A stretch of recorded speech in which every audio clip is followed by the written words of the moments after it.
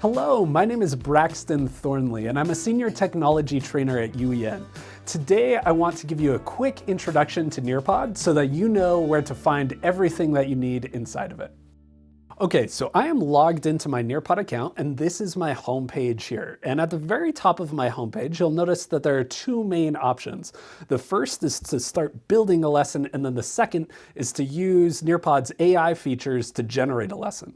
Below that, you'll see that I have some folders where I've organized lessons I've already created, and then you can see some lessons that aren't organized yet at the bottom of my screen.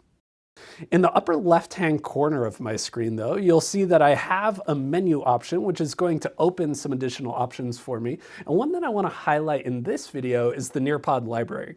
So I'm going to go ahead and select that here. And then once I do, you'll see that the library opens up.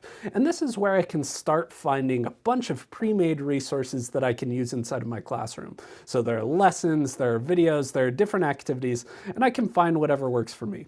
Going back to my homepage now, I'm going to open up my account settings by clicking on my icon in the upper right-hand corner.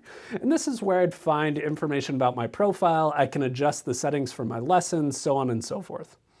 Now, the next thing I want to look at here is how to launch a lesson. So if I hover over a lesson, I get this teach option. And when I click on that, I get two more options. One is live participation and one is student paced.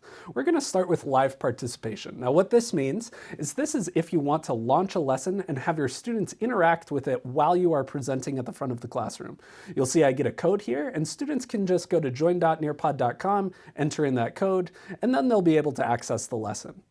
Now I'm going to jump back to my homepage real fast, and on that homepage, we're again going to go back to that same lesson, and I'm going to click Teach again, but this time I'm going to select Student Paced. And what a Student Paced lesson is it gives me the ability to share a link with my students, and you can see that option here, that they can access the lesson on their own and move through it on their own pace. They can also access it through a code, which you see there as well.